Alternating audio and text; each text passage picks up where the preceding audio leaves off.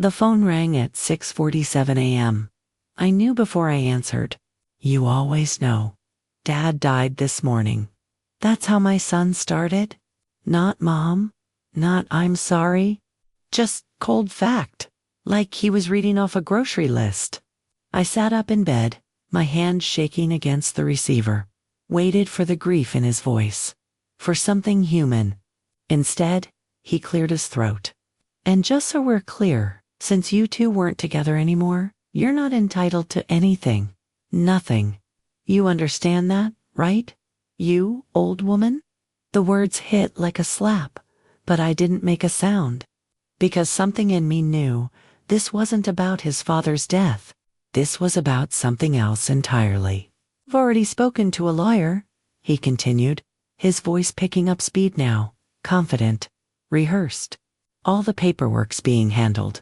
We'll be removing you from the property within the week. Don't try to complicate this.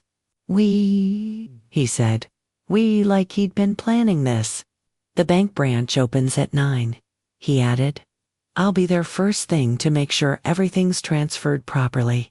You don't need to worry about any of that. You wouldn't understand it anyway. I closed my eyes, felt the room tilt. You wouldn't understand. My son, the boy I raised, the man I sacrificed everything for, was erasing me? In real time? Over the phone? While his father's body was still warm? You're done, Mom. You get that? You're done.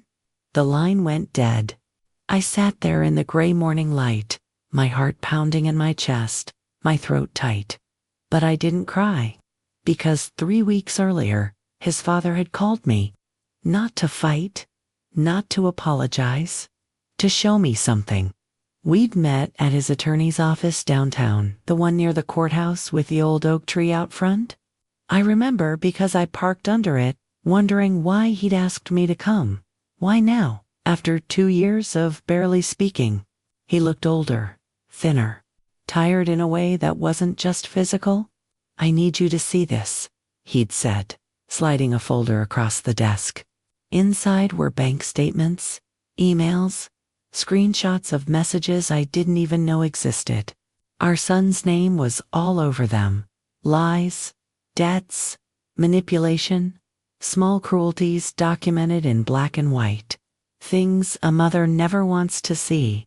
Things a father can't unsee. I didn't want to believe it either, he'd said quietly, watching my face. But I can't let him destroy you the way he tried to destroy me. Then he did something I never expected. He changed everything.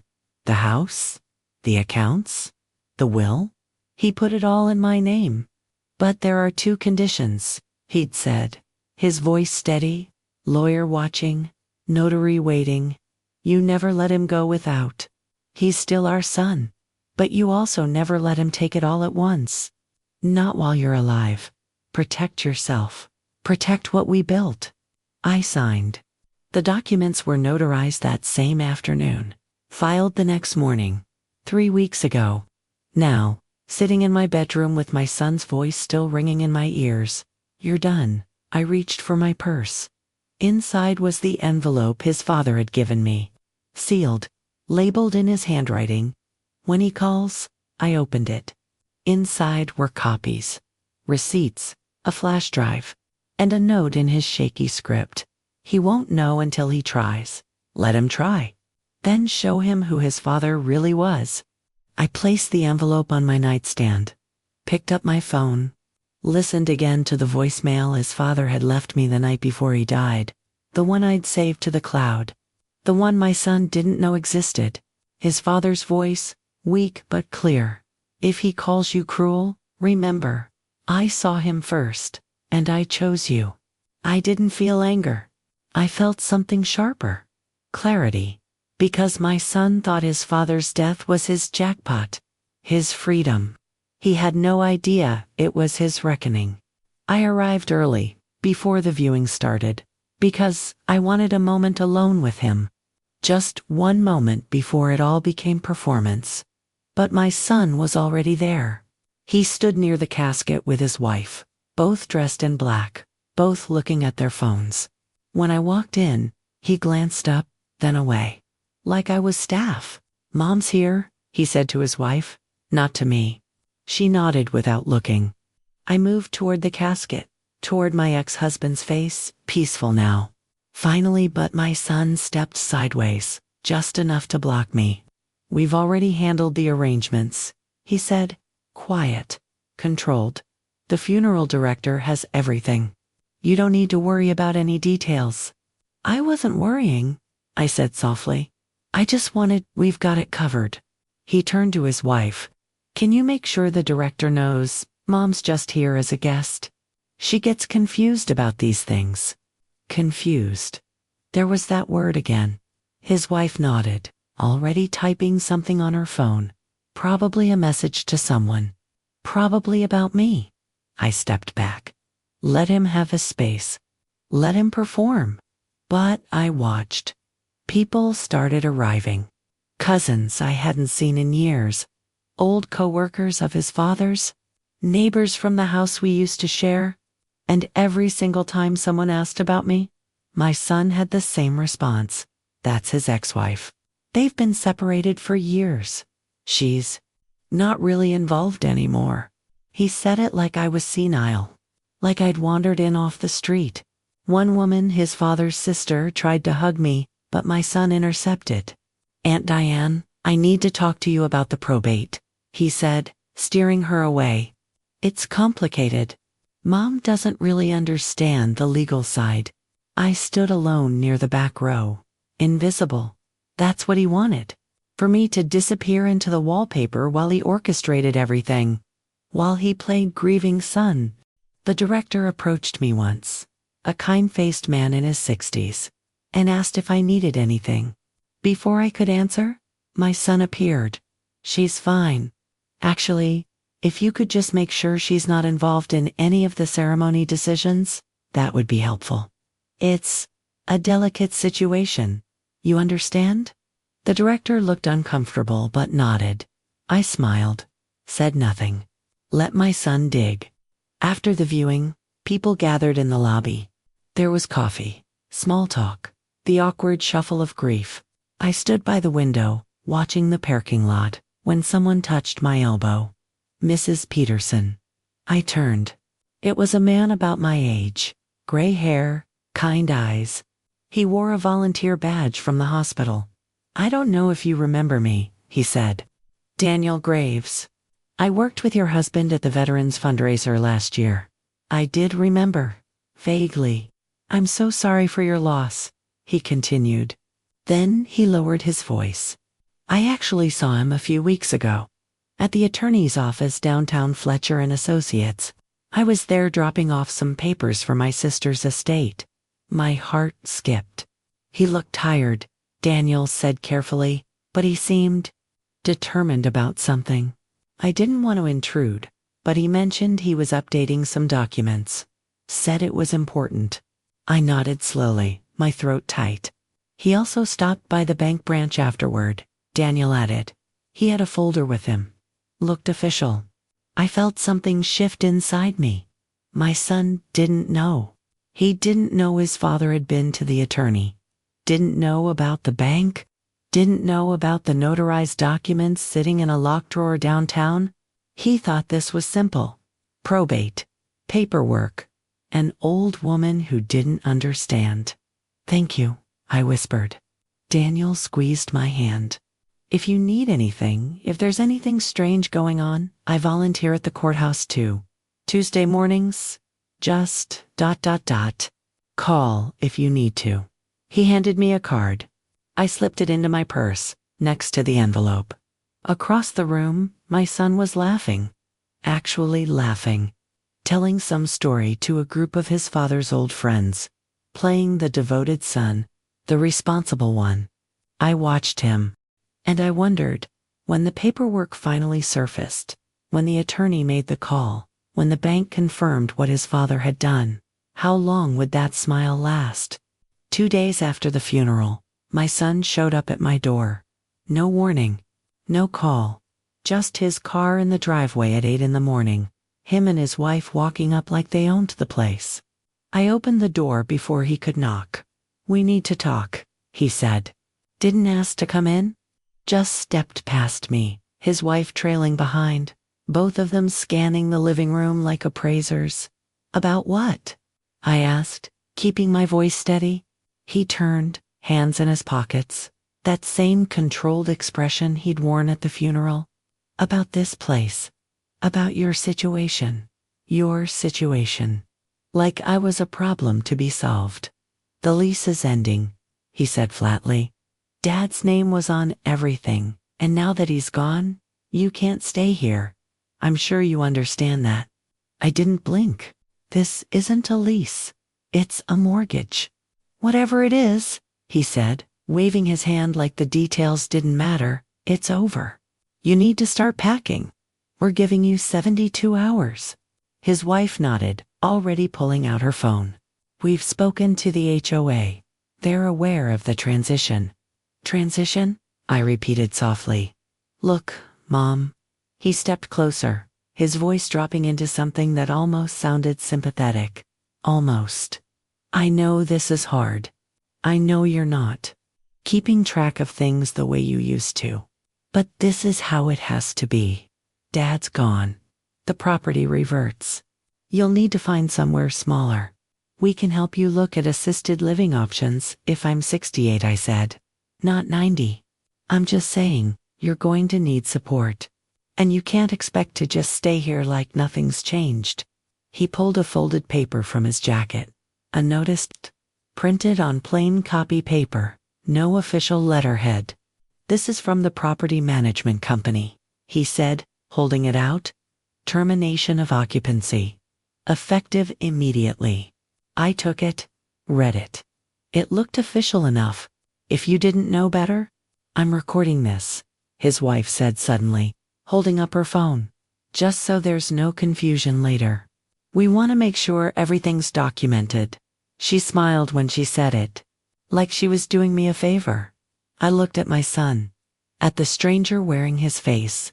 72 hours, he repeated. After that, we'll have to take legal action. And trust me, Mom, you don't want that. They left the notice on the counter and walked out. I stood there, listening to their car pull away, my hands trembling. Then I walked to the mailbox. Inside was a large envelope, official, from the bank. I opened it carefully. It was a mortgage statement, updated, current, and my name was on it. Alone? Not his father's. Not my son's. Mine. The date of the change. 3 weeks ago. The same day I'd sat in that attorney's office. I went back inside, pulled out the envelope his father had left me, and opened it fully this time. Inside were copies. Clean, notarized copies. The deed, transferred. The mortgage, refinanced in my name. The bank accounts, moved. Every single document stamped, signed, filed. There was also a receipt from the county recorder's office.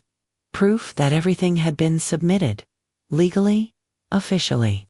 And tucked in the bottom, a small yellow sticky note in his father's handwriting. He'll come for the house first. Let him. I sat down at the kitchen table, spreading the papers out in front of me. My son thought he was ahead. Thought his father's death had cleared the path.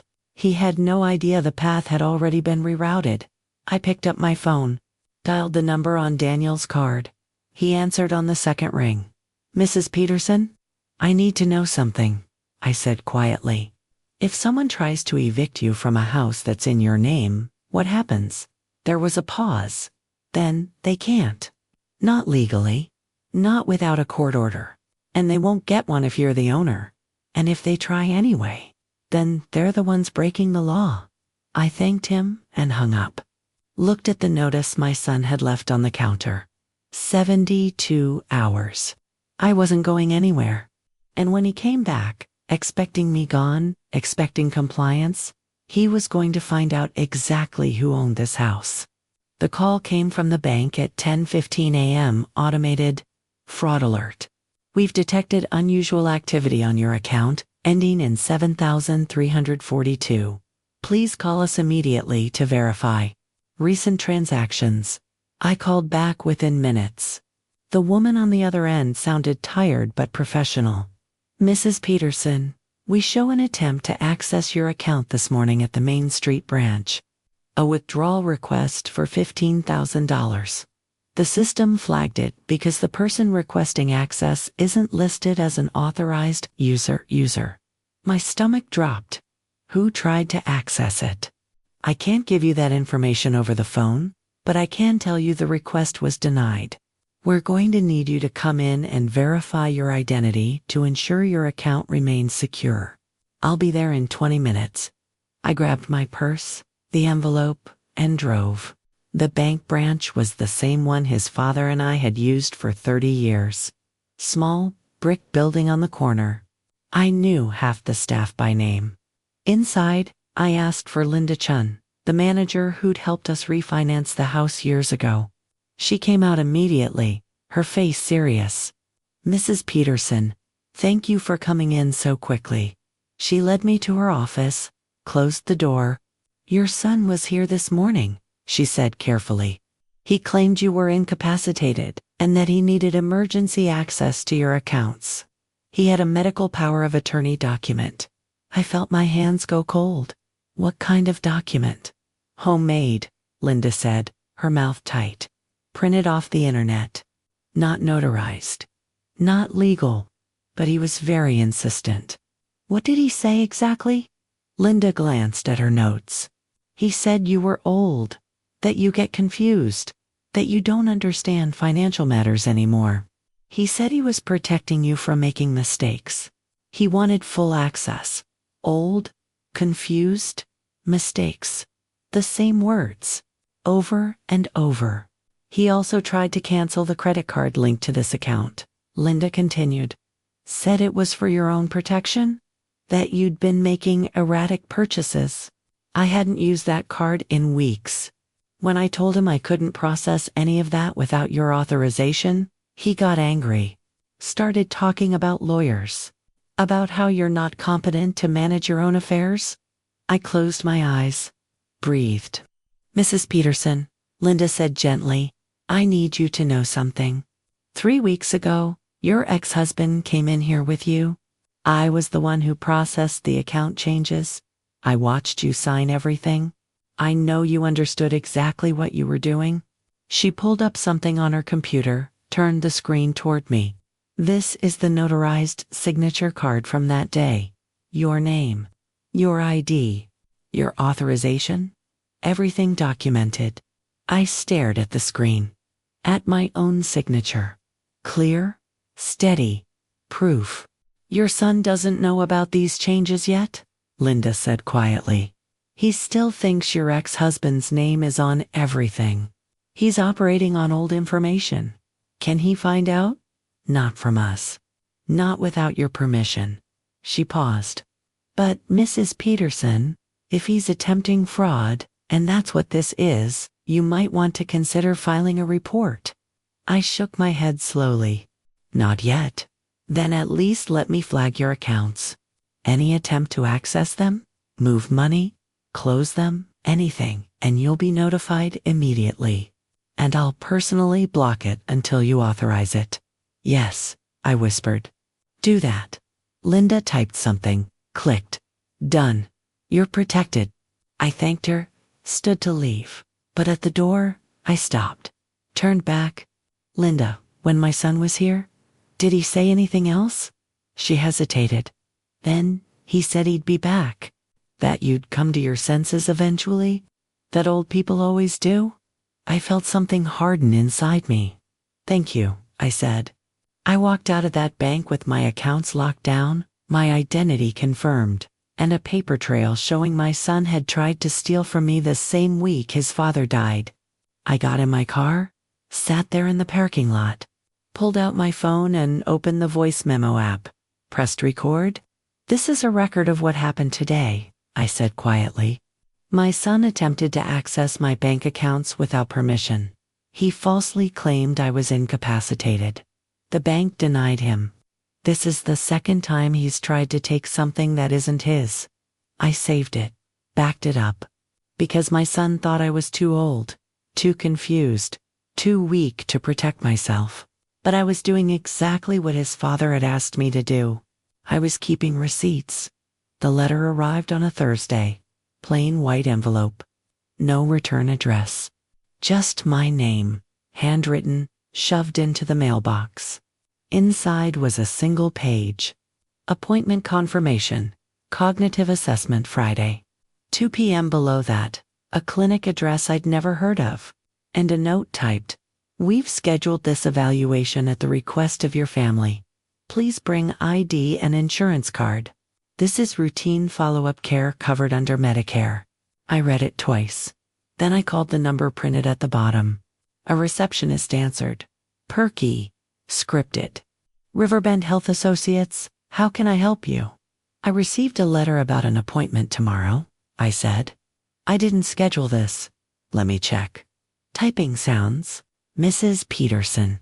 Yes, your son called earlier this week. He expressed concern about your memory and general well-being.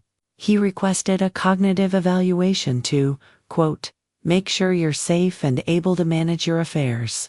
My chest tightened. I didn't consent to this. He said you'd been forgetting things. Missing appointments. That you'd want this checked out. Her voice softened, patronizing. "It's really just routine. Very common for people your age." People your age. "I'm canceling the appointment," I said. "Of course.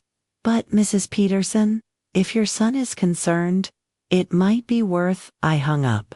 Sat at the kitchen table, staring at the letter. He was building a case. That's what this was. First, the bank, then the house. Now this. If he could get a doctor to say I wasn't mentally competent, he could challenge everything. The will, the deed, the accounts. He could erase what his father did and make it look like mercy. I called Daniel. "He's trying to have me evaluated," I said, my voice shaking. "Cognitive testing. Without my consent." "Did you agree to go?" "No." "Good, don't." "But, Mrs. Peterson, you should see your own doctor. Get your own evaluation. Document that you're fine. That'll protect you if this escalates." "Escalates how?" "If he tries to get guardianship or conservatorship. If he goes to court and claims you're incapable of managing your life, having a recent, clean bill of health, we'll shut that down fast." I made the appointment that afternoon. My actual doctor? The one I'd been seeing for 15 years. Dr. Sarah Kimball. No nonsense, smart, fair. I went in the next morning, told her everything. She listened without interrupting. Then she ran the tests. Memory, cognition, motor skills, reasoning. An hour later, she sat across from me, my chart open in front of her. "Mrs. Peterson, you're sharper than half the 50-year-olds I see. There's nothing wrong with your mind. Can you document that?" "Already did." She turned her computer screen toward me. Full cognitive assessment. Scored in the normal too high range across the board. "I've noted in your chart that this evaluation was requested by you due to family concerns, and that you show no signs of impairment, confusion, or diminished capacity." She printed a copy, signed it, handed it to me. "If anyone questions your competence," she said firmly, "you show them this. And if your son tries this again, you call me. I'll testify if I have to." I folded the paper carefully, put it in my purse next to the bank documents. "Thank you," I whispered. She smiled. "There's a difference." I drove home in a daze, the weight of it all pressing down. My son wasn't just greedy. He was systematic. Every move calculated, every word chosen. He was trying to dismantle me piece by piece, make me small, make me doubtful, make me disappear. But I had the medical records now. Proof, signed and dated, that I was exactly who I'd always been. Capable, clear, competent. I parked in the driveway, walked to the mailbox. Inside was another envelope. This one from my son's attorney. A letter, formal and cold. requesting a meeting to discuss the estate and clarify any misunderstandings regarding Mrs. Peterson's legal standing. I read it standing there in the afternoon sun, felt the trap tightening. He was cornering me, medically, legally, socially, trying to make me prove I deserved to exist in my own life. But he'd made one mistake. He thought I'd be alone in this. He didn't know about Linda at the bank, or Dr. Kimball, or Daniel at the courthouse. He didn't know I had copies of everything. And he definitely didn't know his father had seen this coming. I walked inside, put the letter on the table with all the others, and I waited. The messages started 2 days later. Family group chat. The one we'd had for years but barely used. My son posted first. "Hey everyone, just wanted to give you all an update. Mom's been struggling since Dad passed. We're worried about her living alone. If she reaches out saying strange things, please just let us know. She's confused and we're trying to help her through this." I stared at my phone, watched the replies come in. "Oh no, sending prayers. Let us know if you need anything. Poor thing, this must be so hard for her. He was poisoning the well." Preemptively, making sure that if I said anything, if I told anyone what he was doing, they'd already decided I was unreliable. The next message came an hour later. A neighbor, Sandra, from 3 doors down. "Hi honey, your son stopped by today. He's really concerned about you. Said you've been having trouble with bills and memory. If you need help with anything, just ask. We're here for you." I didn't respond. What could I say? That my son was lying? That I was fine? They'd already chosen their narrative. That night, I got a call from my cousin in Ohio, Janet. We hadn't spoken in months. "I just heard about everything," she said, her voice dripping with pity. "Your son told me you're having a hard time. Do you need me to come stay with you for a while?" "I'm fine, Janet. Are you sure? Because he said you're not really tracking things properly, that you might not even realize you need help." I closed my eyes. "He said that. He's just worried. He loves you." I wanted to scream. Instead, I thanked her and hung up. He was isolating me, systematically, turning every person who might support me into someone who pitied me instead. The next morning, I saw it. Sandra's Ring camera, the one mounted on her porch, facing the street. She'd mentioned it before, said she could see everyone coming and going, helped her feel safe. I walked over, knocked on her door. She answered with that same concerned smile. "Oh, sweetie. How are you feeling today?" "I'm okay," I said carefully. "Sandra, I know this is strange, but ... your Ring camera. Does it save footage? For 30 days. Why?" "My son was here a few days ago. The day he came to talk to me." "Did your camera catch him?" She hesitated. "Well, yes. But could I see it?" She looked uncomfortable. "Honey, I don't think, please." Something in my voice must have gotten through. She sighed, pulled out her phone, scrolled. "Here," she said, turning the screen toward me. The footage was grainy but clear. My son's car pulling up, him getting out, walking toward my house. But then he stopped, pulled out his phone, made a call. I couldn't hear what he was saying on Sandra's phone speaker, but I could read his lips, see his expression. He was laughing, talking to someone, casual, confident. Then his voice got louder. The mic picked it up. "Just need to move fast before she figures out what's happening. Once the papers surface, it's over. We've got maybe a week to get her out and get this tied up." My blood went cold. Sandra's face changed. "What, can you send me that?" I asked quietly. She stared at me, then at her phone. "He said you were confused. Do I seem confused to you right now?" A long pause. Then she tapped her screen. Sent. I checked my phone. The video was there, time-stamped, dated, my son. In his own words, admitting he was racing against something, admitting he was hiding something. "Thank you," I whispered. Sandra touched my arm. I'm sorry. I should have asked you first. I nodded. Went home. Sat at the kitchen table and watched the video 3 more times. Then I got an email from the HOA. Dear Mrs. Peterson, we wanted to confirm. You are listed as the primary resident and owner of 428 Maple Drive, as of the recent property transfer filed with the county. Please let us know if you need any updated documentation for your records. I read it twice, printed it, added it to the folder. My son thought he was cornering me, but he'd just given me a confession, on camera, with a date, a time, and his own voice. I leaned back in my chair, the weight of it settling over me. He'd been so sure I wouldn't fight back, so sure I'd just fold. He had no idea I was collecting every piece, every lie, every move. And soon, very soon, he was going to find out. The attorney's office smelled like leather and old books. Fletcher and Associates. Downtown. 3rd floor. I arrived 10 minutes early. My son was already there, sitting in the waiting room with his wife, both scrolling their phones like this was nothing. He looked up when I walked in, smiled, cold. Hey, Mom. Glad you could make it.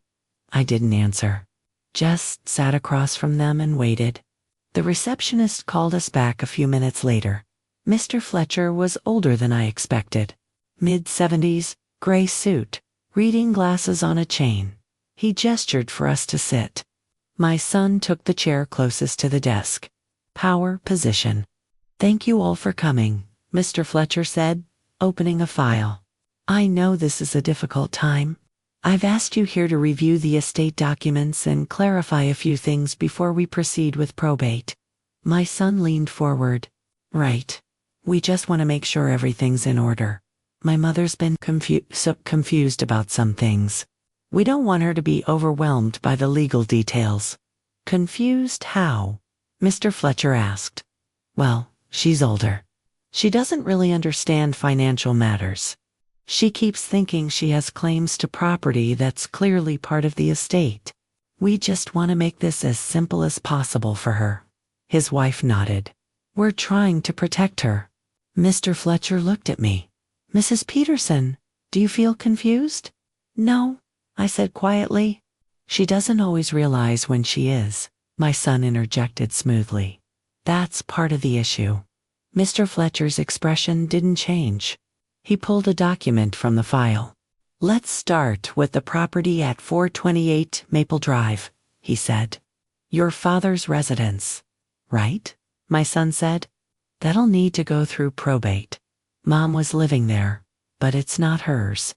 We'll need to transition her out and handle the sale. Mr. Fletcher turned the document around, slid it across the desk. Actually, he said, the property was transferred prior to your father's death. Deed recorded with the county 3 weeks before he passed. The house is no longer part of the estate. My son's face froze. What? Your father executed a quitclaim deed, transferring full ownership to Mrs. Peterson. It was notarized here, in this office, and filed with the county recorder the same day. I watched my son's jaw tighten. He looked at me, then back at the attorney. That doesn't make sense. He wouldn't do that without telling me. He did, Mr. Fletcher said calmly. I witnessed it myself. Then it's invalid. He wasn't in his right mind. He was sick. He was fully competent. Mr. Fletcher interrupted. I assessed him personally. So did the notary. There's no legal basis to challenge it. My son stood up. This is ridiculous. You're telling me he just gave her everything? After they'd been separated for years? That's not everything, Mr. Fletcher said. Just the house? And the primary bank accounts. The room went silent. My son stared. The accounts? Mr. Fletcher pulled another document. Joint accounts were dissolved and re-established in Mrs. Peterson's name alone. Also notarized. Also filed. When? My son's voice was rising now. 3 weeks ago. I watched him process it. Watched the math click into place. 3 weeks ago. Before the funeral? Before the phone call? Before he'd tried to take everything. His father had moved first. "This is fraud," my son said, his voice shaking now. "She manipulated him. She's old. She doesn't even understand what she's signed." "I was there," Mr. Fletcher said firmly. "Your mother understood perfectly." My son turned on me. "You did this. You got to him when he was dying. Your father called me," I said softly. "I didn't ask for any of this." "Bullshit," he spat. "You manipulated a dying man enough?" Mr. Fletcher's voice cut through the room like a blade. "Mr. Peterson, I understand you're upset. But the documents are legal, properly executed, and recorded. They're not up for debate." He pulled out another sheet. Placed it in front of my son. "This is a copy of the probate filing. The estate consists of a vehicle, some personal effects, and a small savings account. Total value, approximately $18,000. That will be divided according to the will." My son's hands were shaking. "And the house, the accounts, not part of the estate. They belong to Mrs. Peterson." "I'm contesting this," my son said, grabbing his wife's arm. "I'm taking this to court." "She won't get away with you, can try," Mr. Fletcher said evenly. "But I should warn you, your father left a notarized statement explaining his decision. If you force this into litigation, that statement becomes part of the public record." My son froze. "What statement?" Mr. Fletcher glanced at me, then back at him. "A letter, detailing why he made these changes. Why he felt Mrs. Peterson needed protection. And from whom?" The silence was deafening. My son stared at the attorney, then at me. And for the first time since this started, I saw it. Fear. "This meeting is over," he said. He walked out, his wife scrambling behind him. I sat there, my hands folded in my lap, my heart pounding. Mr. Fletcher closed the file. "Your husband was a good man," he said quietly. He knew exactly what he was doing. I nodded, couldn't speak, because the mask had just cracked. And my son knew it. The call came at midnight. My phone lit up. My son's name on the screen. I let it ring. Once, twice, 3 times. Then I answered. "What? You think you're so smart?" he said. His voice was different now. Ragged, desperate. "You think you won?" I didn't say anything. "I know what you did," he continued. "You manipulated him. You got him when he was weak, when he was dying, and your father called me?" I said quietly. "Not the other way around. I don't believe you." "I know." Silence. "Then I'm not letting this go. I'm taking this to a judge. I'm going to prove you coerced him, that you took advantage of a sick man, okay?" "Okay." He laughed, bitter. "That's it? You're not even going to fight me?" "I don't need to fight you," I said. "The documents speak for themselves. We'll see about that." He hung up. I sat there in the dark, my phone still in my hand, my heart steady. He was panicking. And panicked people make mistakes. 2 days later, he made his "pray God" call from Janet, my cousin, the one who'd pitied me. "You need to see this," she said, her voice tight. "See what?" "Facebook. Your son posted something. About you." I opened the app. There it was. Public post. My son's page. I'm heartbroken to share that my mother has been struggling with confusion and manipulation since my father's passing. Despite our best efforts to help her, she's made choices that don't reflect her true character. We're pursuing legal action to protect her from those who would take advantage. Please keep her in your prayers. The comments were already piling up. "So sorry you're going through this. Praying for your mom? She's lucky to have a son who cares so much." I stared at the screen. He was doing it again. Publicly this time. Painting me as the confused victim. Himself as the noble son. But this time, he'd made a critical error. He'd put it in writing. I screenshot the post, saved it, sent it to Mr. Fletcher. Then I called Daniel. He just accused me of being manipulated, I said. On social media. In front of everyone. Good, Daniel said. Good. He's building your case for you. Every public statement he makes, every accusation, it's evidence. If this goes to court, the judge will see he's been running a smear campaign. I hadn't thought of it that way. Meet me at the courthouse tomorrow, Daniel said. 9A.M. There's something you need to file. The next morning, I stood in the probate clerk's office, Daniel beside me. The clerk was a woman in her 50s, efficient and kind. Mrs. Peterson, she said, pulling up something on her computer. I see your name here on the deed transfer. Filed October 18th. Everything looks in order. My son is saying it's invalid, I said. She frowned. On what grounds? He claims I manipulated his father. She looked at me, then at her screen, then back at me. Mrs. Peterson, your husband filed these documents himself. He came in personally, showed ID, signed in front of a notary and 2 witnesses. There's a video recording of the transaction in our system. My breath caught. A video. Standard procedure for high-value transfers. He knew exactly what he was doing. Can my son access that? Only with a court order, and only if there's a legitimate legal challenge. She leaned forward. Has he filed anything official? Not yet. Then there's nothing to contest. The deed is recorded. The property is yours. She printed a copy, stamped it, handed it to me. If he does file something, you bring this, and we'll pull the video. But Mrs. Peterson, between you and me, he doesn't have a case. I walked out of that courthouse with the stamped deed in my hand, Daniel beside me. What now? I asked. Now, you wait, he said. Let him make the next move. And when he does, my phone rang. Unknown number? I answered. Mrs. Peterson. A man's voice. Formal. This is Judge Caroline Brennan's office. We've received a filing from your son requesting an emergency hearing regarding your competency and the validity of recent property transfers.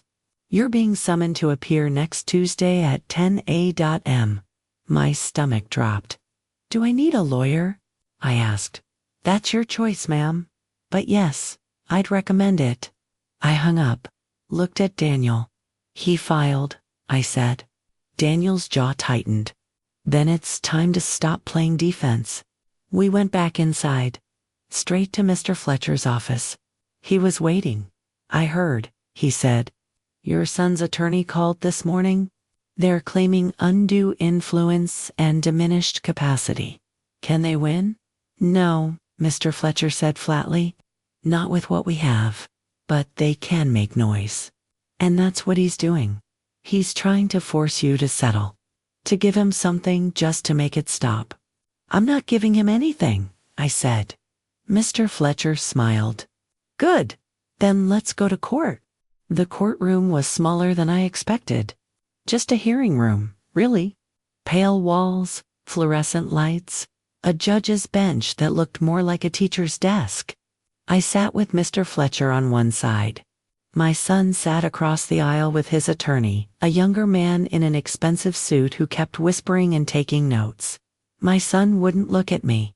Judge Brennan entered. A woman in her 60s, gray hair pulled back, reading glasses perched on her nose. She sat, opened a file, and looked up. This is a petition regarding competency and undue influence in the matter of the Peterson estate. Mr. Lawson, you're representing the petitioner. My son's attorney stood. Yes, Your Honor. We're here because we believe Mrs. Peterson was unduly influenced by her ex-husband in the weeks before his death. He was terminally ill, emotionally vulnerable, and Mrs. Peterson took advantage of that vulnerability to secure property and financial assets that should rightfully be part of the estate. Judge Brennan looked at me. Mrs. Peterson, how old are you? 68, Your Honor. And do you understand why you're here today? Yes, ma'am. My son believes I'm not capable of managing my own life. A flicker of something crossed her face. And are you capable? Yes. She turned back to the attorney. Mr. Lawson, what evidence do you have of diminished capacity? He shuffled papers. Your Honor, Mrs. Peterson is elderly. She's been living alone since her divorce. Her son has observed confusion, memory lapses, and an inability to manage basic financial decisions. Observed when, over the past several months, has she been diagnosed with anything? Dementia? Alzheimer's? Not formally, but has she seen a doctor? Mr. Fletcher stood. She has, Your Honor. 2 weeks ago. Full cognitive evaluation. I have the report here. He handed it to the clerk, who passed it to the judge. Judge Brennan read it. Her expression didn't change. This report shows normal cognitive function across all tested areas, she said. Dr. Sarah Kimball states clearly that Mrs. Peterson shows no signs of impairment. Your Honor, the attorney said quickly, the petitioner believes the transfer itself is evidence of undue influence. The decedent was ill, possibly medicated, and may not have been thinking clearly when he signed. Was he Interrupted. No. But was there a doctor present when he signed the documents? No, Your Honor. But was there a notary? Yes. Witnesses? Yes. And was the deed recorded with the county? The attorney hesitated. Yes. Judge Brennan leaned back. So a man, fully competent as far as anyone can prove, executed a legal document in front of witnesses and a notary, and recorded it properly with the county.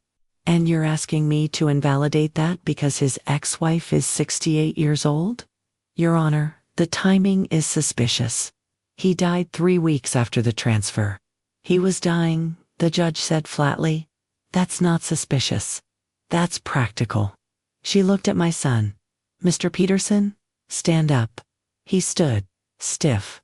This is your mother? Yes, Your Honor. And you believe she manipulated your father? Yes. I think she took advantage of him when he was vulnerable. Did you visit him during his illness? My son's jaw tightened. When I could. How often? Silence. Mr. Peterson, how often did you visit your dying father? I was busy. I have a job, a family, and your mother. He didn't answer. Judge Brennan turned to me. Mrs. Peterson, how often did you see your ex-husband in the weeks before he died? Twice, I said quietly. Once at the attorney's office. Once at the hospital. Did he ask you to come? Yes, Your Honor. Did he explain why he was changing the deed? I hesitated. Then he said he wanted to make sure I was protected, that I wouldn't be left with nothing. And did you ask him to do this? No, ma'am. I didn't even know he was going to until he called me. The judge looked back at my son. So your father, of his own free will, reached out to your mother and made provisions to protect her. And you're upset about that?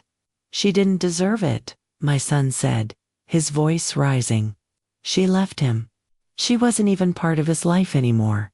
That was his choice to make, Judge Brennan said. Not yours. She closed the file. This petition is denied. The transfer stands. Mrs. Peterson is clearly competent, and there's no evidence of undue influence. Case dismissed. She stood, walked out. My son stared at the empty bench, his face red, his hands shaking. His attorney muttered something, started packing his briefcase. I sat there, my heart pounding, my hands folded in my lap. It was over. Mr. Fletcher touched my arm. Let's go. We walked out into the hallway. My son was already there, pacing, his wife trying to calm him down. He saw me, stopped. For a moment, we just looked at each other. Then I spoke. Your father left you $18,000, I said quietly, and I'm going to make sure you get it. But it's going into a trust. managed by Mr. Fletcher. You'll get a monthly allowance. Enough to live on? Not enough to destroy yourself with. His face twisted. You can't, I can. And I am. Because that's what your father asked me to do. Protect you. Even from yourself. I don't want your help. I know. I turned and walked away. Behind me, I heard him shout something. But I didn't stop. Because I'd done what I came to do. I'd honored his father's wishes. And I'd set a boundary. One my son would have to live with. 6 months later, I was still in the house.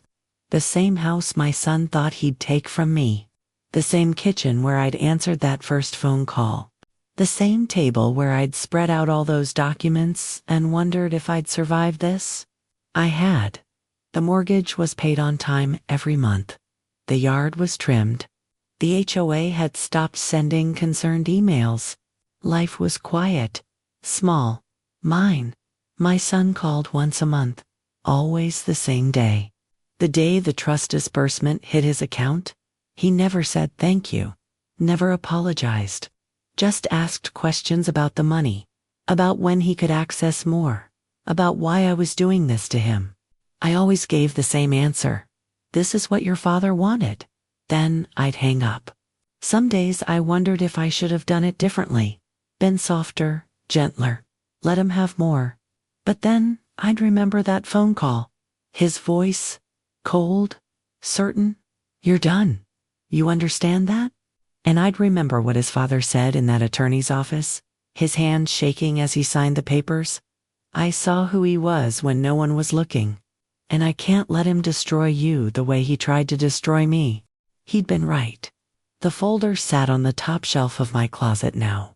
All the documents, the receipts, the video from Sandra's Ring camera, the court records, the medical evaluation. I didn't need them anymore, but I kept them, just in case. One afternoon, I was cleaning out the guest room when I found it. An old voicemail, the one his father had left me the night before he died. I'd listened to it 100 times in those first few weeks, but I hadn't played it in months. I pressed play. His voice filled the room. Weak, tired, but clear. Hey, it's me. I know you're probably asleep, but I needed to say this while I still could. I made the changes we talked about. Everything's in your name now. The house, the accounts, all of it. I know our son is going to be angry. I know he's going to blame you. But I need you to understand something. This isn't punishment. This is protection. He's not a bad person, but he's lost. And he thinks money will fix that. It won't. And if I give him everything at once, he'll burn through it in a year, maybe less. So I'm asking you to do what I couldn't. Set limits. Say no, even when it hurts. He'll hate you for it. Maybe forever, but you'll be doing what a parent is supposed to do. Love him enough to let him be mad. A long pause. The sound of him breathing. If he calls you cruel, remember, I saw him first. And I chose you. Take care of yourself. Please. The message ended. I sat there on the floor, tears running down my face. Not because I was sad, but because I'd done it. I'd kept my promise. I stood up, wiped my eyes, went to the kitchen. On the counter was a letter. From Mr. Fletcher. The final probate closure. Everything settled. No more hearings. No more disputes. It was over. I poured myself a cup of coffee, sat at the table, looked out the window at the street I'd lived on for 30 years. The same street my son had pulled up to that morning, ready to erase me. He'd thought I was weak, confused, easy to discard. He'd been wrong. Not because I fought back with cruelty, not because I destroyed him, but because I'd done exactly what his father asked. I'd loved him enough to say no. I picked up my phone, opened the Notepad app, wrote something I'd been thinking about for weeks. To anyone reading this, if someone you love tries to erase you, it doesn't mean you were never there. It means they forgot how to see you. And sometimes, The most loving thing you can do is let them live with the consequences of that. I saved it, closed the app. Outside, a car pulled up. Sandra from down the street, waving as she got her mail. I waved back. Life was small now, quiet, but it was mine, and I'd fought for it. Not with anger, not with revenge, but with receipts, with boundaries, with the truth. My son had called me done that morning, but I wasn't done. I was just getting started. And the last word, the one he'd tried so hard to take from me, had never been his to claim.